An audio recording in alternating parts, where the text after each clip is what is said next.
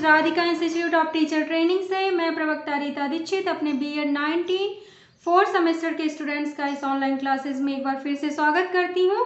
और आज हम आपका पेपर फर्स्ट, जिसका नाम है environmental education in Indian perspective, का अध्ययन करेंगे।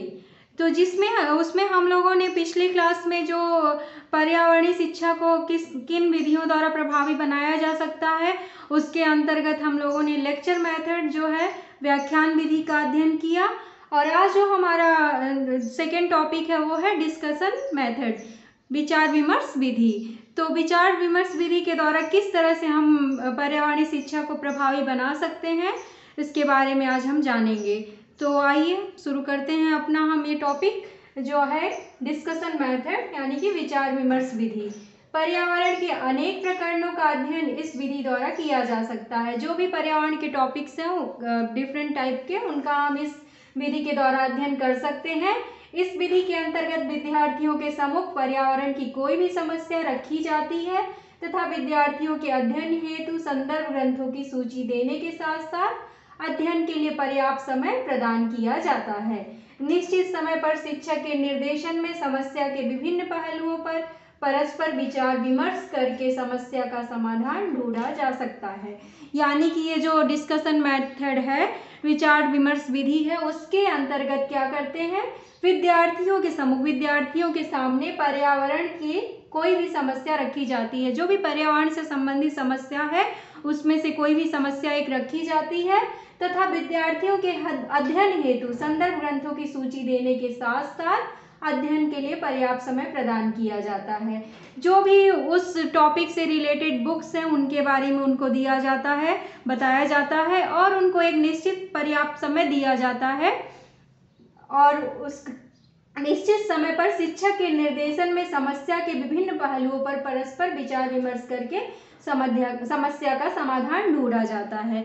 जो निश्चित समय होता है उसमें जो टीचर होता है वो भी उसी के निर्देशन में ये डिस्कशन मेथड जो है वो अप्लाई किया जाता है और जो छात्र हैं उनको एक टॉपिक प्रदान किया जाता है, उससे रिलेटेड बुक्स दी जाती हैं और उनको पर्याप्त समय दिया जाता है और फिर वो लोग इस पे डिस्कशन करके विचार विमर्श करके उस समस्या का समाधान ढूंढते हैं विद्यार्थी। तो विचार विमर्श विधि क्या है ये आपने जान लिया। अब हम जानेंगे कि इसके उपयोग क्या हैं।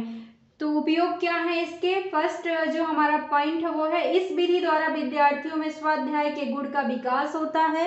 इस विधि के द्वारा विद्यार्थियों में स्वयं से सेल्फ स्टडी का क्वालिटी डेवलप होता है। सेकेंड है, इस विधि में विद्यार्थी सक्रिय रहते हैं क्योंकि विद्यार्थियों को ही इस विधि में सारे प्रोसेस करने हैं, विद्यार्थी डिस्कशन करते हैं तो वो ज़्यादा एक्टिव होते हैं इस मेथड में। और थर्ड पॉइंट जो है, इस विधि के द्वारा विद्यार्थी में आलोचनात्मक चिंतन, तर्क शक्ति इत्यादि मानसिक शक्तियों का विकास होता है।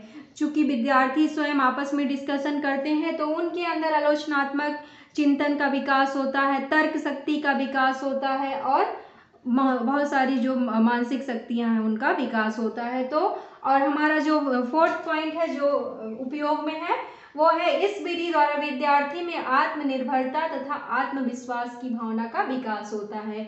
इस विधि के द्वारा जो विचार विमर्श विधि है उसके द्वारा विद्यार्थियों में आत्मनिर्भरता तथा आत्मविश्वास की भावना का विकास होता है। और हम अब कुछ उनके दोष जान लेते हैं, क्या सीमाएं हैं, क्या लिमिटेशंस हैं या क्या डिमेरिट्स हैं विचार विमर्श विधि के डिस्कशन मेथड के, वो इस प्रकार से हैं। पहला है, इस विधि का मुख्य दोष है कि विचार विमर्श के समय विद्यार्थी अपने उद्देश्य से भटक सकते हैं। चूंकि विद्यार्थियों को स्वयं से डिस्कशन करना है तो वो कभी कभी उद्देश्य से, जो उनका उद्देश्य है, जिस टॉपिक को लेकर के जिस समस्या के समाधान के लिए वो डिस्कशन कर रहे हैं उससे वो भटक सकते हैं, ये इसका एक डिमेरिट है।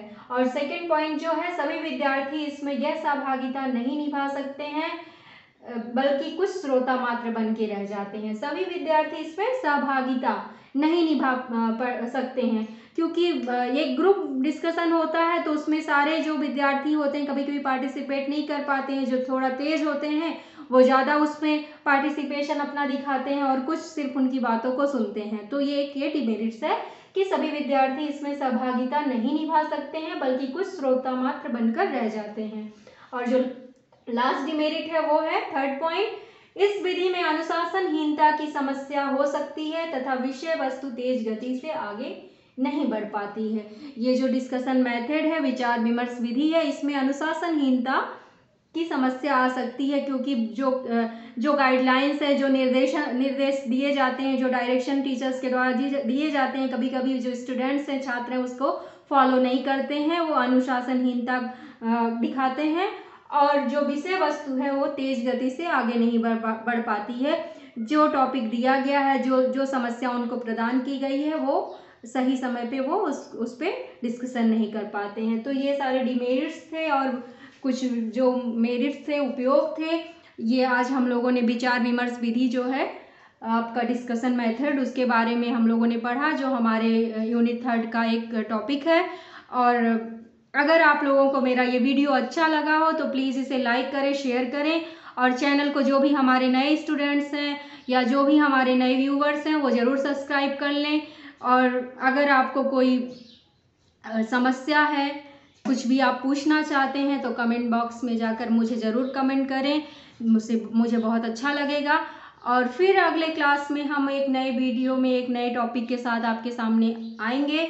तब तक के लिए धन्यवाद।